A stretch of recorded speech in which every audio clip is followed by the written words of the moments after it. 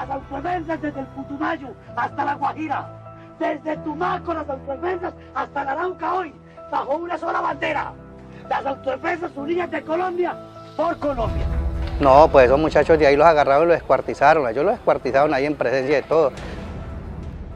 Ellos llevaban gente de todas partes y la asesinaban por ahí en los montes, hacían fosas y los enterraban. Y a veces miraba uno unas cosas que jamás en la vida, personas que gritaban ahí encerradas en la escuela, en el puesto de salud.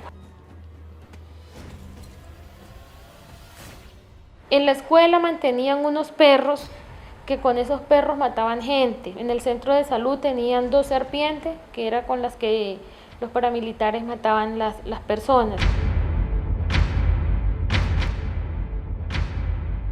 La vereda Feliciano, por ahí todo eso que le tiraban en Caño Negro, le tiraban las personas al cocodrilo para que se las comieran. La llegada de este grupo armado al departamento de Arauca hizo que la vida de al menos 7.000 personas cambiara. Los asesinatos selectivos, las masacres e intimidaciones a la población civil en menos de 4 años causó uno de los episodios más dolorosos en los habitantes de esta región. Como si fuera poco, las víctimas están olvidadas. Queremos reconstruir la memoria de quienes hoy siguen luchando con su pasado. Este es nuestro primer episodio. Los paramilitares llegaron al departamento de Arauca el 7 de agosto del 2001. El bloque Vencedores logró obtener su mayor influencia a inicios del año 2002. Su penetración al departamento de Arauca la hicieron por la ribera del río Casanare, donde se instalaron en los corregimientos de San Salvador y Puerto Gaitán en el municipio de Tame. Luego llegaron a San Ignacio para ubicarse posteriormente en el casco urbano del municipio de Puerto Rondón, donde instalaron algunas bases de control militar. Pasaron por Crabo Norte y se apostaron también alrededor del municipio de Arauca, en las veredas Los Arrecifes, La Panchera, La Maporita, Feliciano, Clarinetero, El Vapor y El Caracol. En el 2002 llegan los paramilitares, bloque Vencedores del Arauca, y se toma la vereda Feliciano para un mes de junio del 2002, motivo por el cual pues ya habían hecho masacres en la vereda Matal de Flor Amarillo, donde las mujeres, las niñas, fueron el epicentro más que todo de estas masacres. Se desplazan a la vereda Feliciano y hacen un anillo de seguridad en 3 partes. La primera parte eran los amuracos, la segunda parte la finca Las Pampas y la tercera parte pues era el centro de salud y la escuela.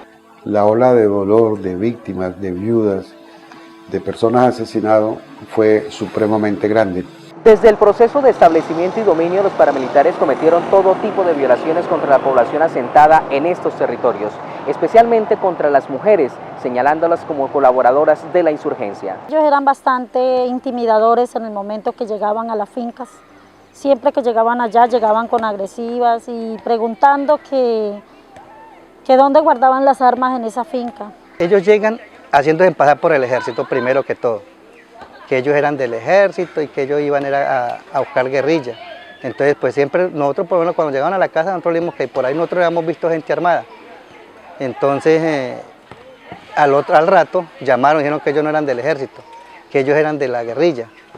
Y después dijeron que ellos eran autodefensa. Y cuando ya se declararon ellos que eran autodefensa, y pues que para que uno cayera en la trampa, que a ver si uno era verdad guerrillero o colaborar con ellos. En 4 años largos produjeron más muerte que las que produjo la guerrilla en 30 años. Y en la vereda, allá donde le digo, la gente que llevaban, los que no dejaban a la ladera del camino, los llevaban y los tiraban a una fosa desmembrados, los cortaban con una motosierra y los tiraban allá.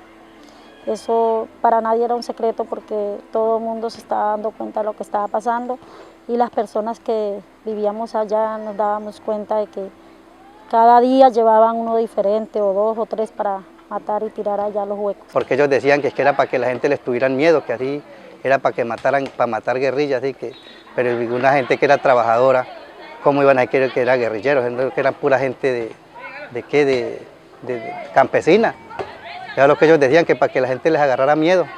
Estos son apenas algunos relatos mínimos de las prácticas que los miembros del grupo Vencedores utilizaban para infundir el miedo en los campesinos. Sus acciones permitieron que las veredas donde hicieron presencia se convirtieran en lugares fantasmas.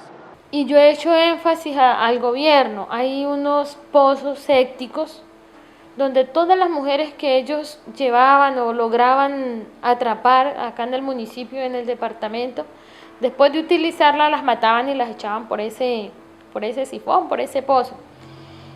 Algunas aparecieron, otras a veces encontraban huesos, se encuentran en cualquier parte. Un día cuando vemos es una mano de una persona así, en un hueco así. Más adelante mirábamos los cuerpos de otras personas, yo no me acercaba. ¿Sabe que muchacho es muchacho? Los muchachos, mamá, allí hay uno, allí hay dos. Y yo, vénganse de ahí, no salgan, no señor, dejen eso, vénganse para acá, vénganse, vámonos. Y yo llegaba y salía y de una vez nos metíamos. Pero eso fue muy feo, eso fue muy feo. Mire, a donde la señora Luisa Cuenza Jiménez, la señora de José Rondón, esa gente vivió cosas atroces, le mataban la gente ahí, amanecían los pocos de sangre ahí en el patio. Eso es horrible, su merced, eso es horrendo, yo no quisiera ni acordarme de eso, sinceramente lo digo, no quisiera acordarme de eso. Aunque es incierta la cifra real de las víctimas, se estima que un número significativo de mujeres resultaron afectadas sin que hasta el momento se les haya brindado la ayuda necesaria. Pero los dolientes y especialmente las mujeres quedaron con la carga de la crianza y la formación de los hijos. Es decir, quedaron con la tragedia encima. Muchas de esas mujeres, el hogar se les destruyó, no pudieron controlar la formación de sus hijos. Esos desplazamientos generan también que muchos esposos abandonan a sus esposas y terminan las mujeres sufriendo las consecuencias de la guerra. Le digo sinceramente que no quisiera ni acordarme en ese momento que yo me tocó salir de allá. Porque nos tocó salir a las 3 de la mañana con mis dos hijos, huyendo, arriesgando que ellos nos agarraran por el medio de la sabana a las 3 de la mañana. Yo no veía la hora, yo decía, bueno, ¿a qué hora nos salen? ¿A qué hora nos matan? La cosa más fea que yo he pasado en mi vida ha sido esa, su merced, no he pasado más. Y fue muy humillada, muy humillada. Una vez me sacaron para matarme porque yo no vivía, iba en la buseta y que yo no vivía en la vereda.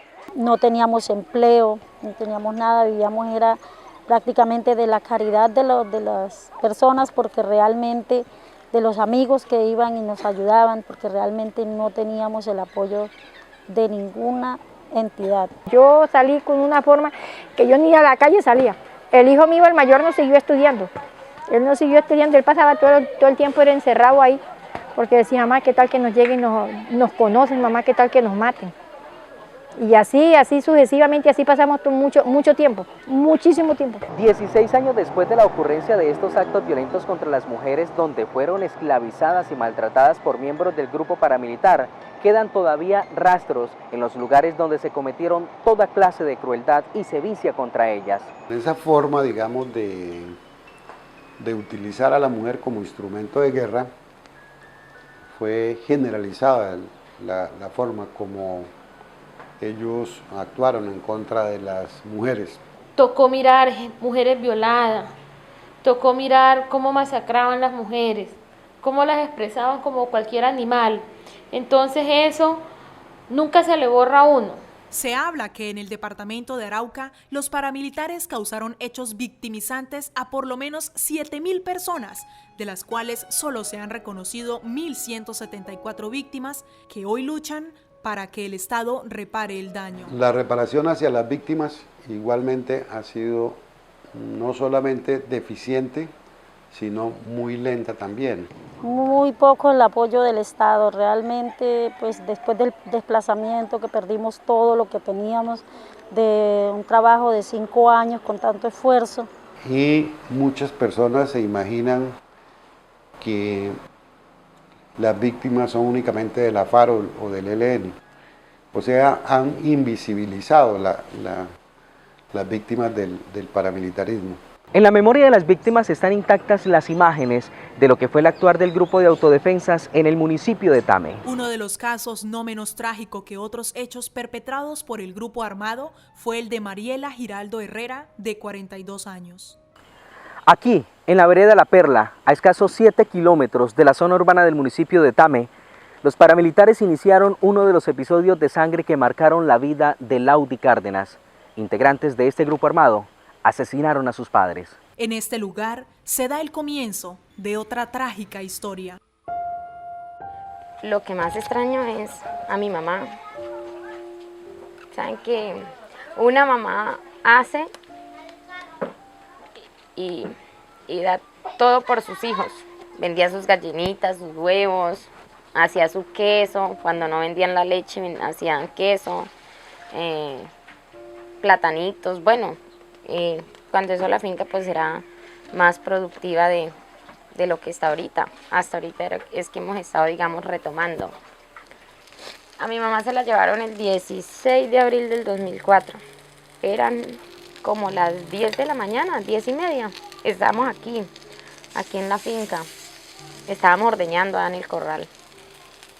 Cuando llegó una camioneta, más o menos como unos 8 o 10 hombres, uniformados, camuflados, el brazalete de AUC, y se llevaron a mi mamá.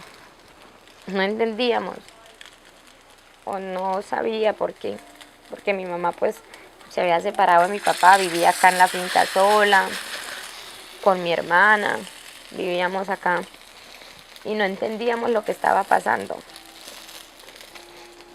Fue momentos de angustia, de susto, porque sabíamos que ya los paramilitares habían ingresado al municipio, que habían incursionado en otras veredas, y el comentario era que mataban, que acababan las familias completas, que violaban a las mujeres, y uno temía mucho, uno vivía con zozobra. Aunque uno no entendía que uno no portaba un arma, no portaba un fusil, no hacía parte de ninguna organización, pero vivía con temor. Si era medianoche y se escuchaba un carro, uno salía corriendo para el monte. Uno salía corriendo para el monte como a refugiarse, como a protegerse. Entonces en esas temporadas se vivió mucho miedo. Y cuando ya nos tocó vivir ese punto de que llegaron ellos, de que estuvieron, que se la llevaron a ella, fue frustrante. El proceso de lo de mi mamá y lo de mi papá, me enfrasqué como mucho en el tema de ese dolor, de que no sabía dónde estaba mi mamá. Empecé esa búsqueda, que me metí tanto en eso, que no estuve como ahí en ese crecimiento de mi hijo. Pues trato de llevar el día a día, de llevar la mejor sonrisa. Si mis padres estuvieran, mi vida sería diferente. Si no me hubieran desaparecido a mi mamá, si no me hubieran matado a mi papá, yo probablemente hubiese podido hacer una profesional, hacer una carrera, y no estuviera por aquí pasando por todo esto. En ese broche pararon, abrieron el broche, arrancaron hasta que ya. Perdí la camioneta de mi vista, perdí su rostro. Recuerdo que tanto hasta allá todavía la miraba, ya la camioneta andando se mecía y la miraba, y esa fue la última vez que yo vi a mi mamá con vida. Esa es la última imagen que yo tengo de ella y la que tendré, porque nunca más la volveré a ver. Con la poca edad que yo tenía, era muy consciente que con esa gente no se sabía nada. Era el terror que había en ese entonces, que al que llevaban lo mataban, y que era muy poca la posibilidad de que regresara. Siempre me preguntaba dónde estará, será cierto que está viva, será cierto que la vieron, será cierto que la mataron. O sea, es un interrogante, una zozobra y un día a día que tú vives, pero no vives. O sea, cuando sucedió lo de mi mamá, yo no había cumplido los 12. los cumplí el 6 de junio y a los 6 días asesinaron a mi papá, o sea, cumplí los 12 en medio de los dos casos. Él venía de Tame, se dirigía hacia una finca a ver un ganado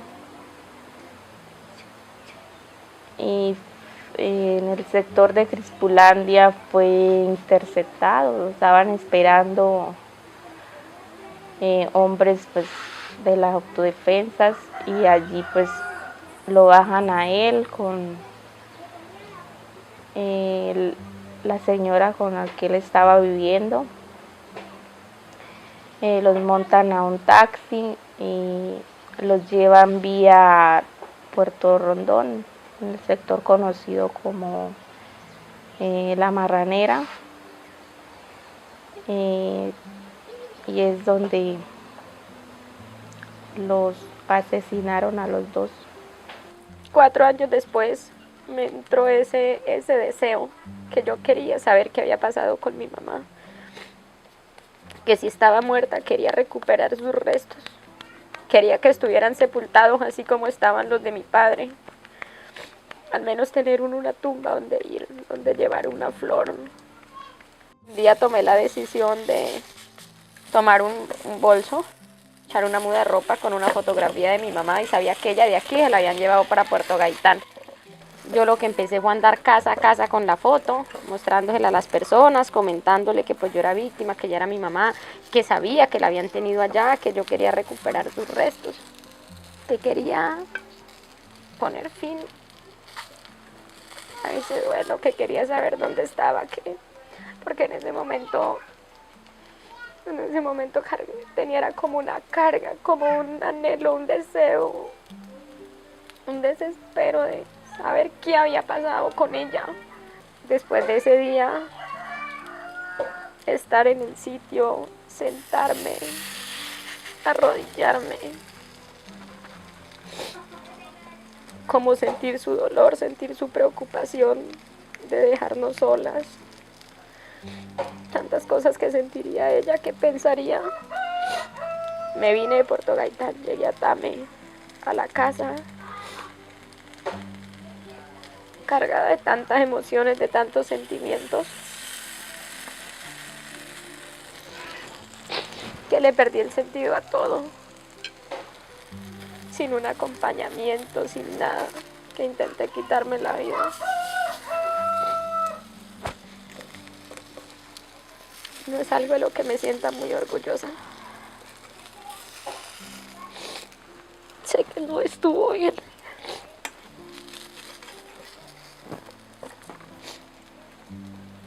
Pero sé que esto le ayudará a las entidades para que dimensionen lo importante del acompañamiento psicosocial a otros jóvenes que han vivido lo que me tocó a mí o a otras personas que son momentos que no se puede dejar uno llevar. Nuestras vidas nunca volverán a ser iguales, jamás.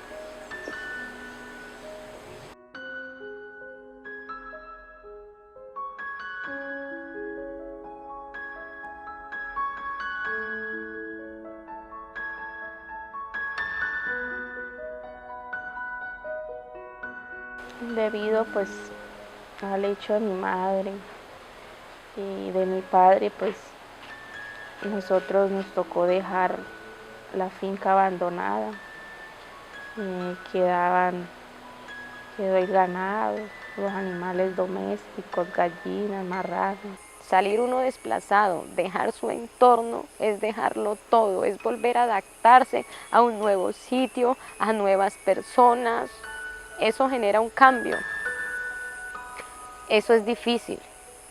Gracias a la fortaleza que Dios me ha dado, he podido seguir adelante con mi vida. Y hoy en día pues tengo mi esposo, mi hijo, que son mi motor. Hasta ahora, hace poco, que es lo que como que nos ha dado como más fortaleza, que empezamos con un proyecto de cacao, de siembra de cacao y plátano. Fue un proyecto que vino a través del Ministerio de Trabajo con el PNUD. que lo está ejecutando a Prodel. Así que nos encontramos pues muy contentos, sobre todo porque este proyecto nos ha permitido más la unión familiar, porque entre todos nuestros hijos nos ayudan a limpiar el cacao, a sembrar, a abonar. Algunos van cargando las carretillas cuando estábamos desplazando el cacao para el sitio donde va la siembra, entonces iban echando ellos la plantica. Bueno, entonces esto le permite a uno también como ir motivando a los niños a ese amor a nuestros hijos por el campo, el amor a lo que estamos haciendo, y que ellos también vayan teniendo como esa visión de dónde viene el sustento de nuestro núcleo familiar. Al retornar aquí a la finca, pues aprovechamos como que cada espacio de ella, y es como volver a quererla ver como era antes. Pues siempre mis papás tenían aquí su cría de marranos, que pues le permite a uno el sustento de ingresos para su familia, y pues a la vez de pronto para sostener los cultivos. La idea es, como esta finca es una finca pequeña, tener de cada cosa un poquito, como especie de una granja, tenerla productiva, y que así podamos nosotros a un mediano y a un largo plazo garantizarle el estudio a nuestros hijos y pues mejorar nuestra calidad de vida. Ahorita muy contentos porque estamos sembrando cultivos, poniendo la finca productiva.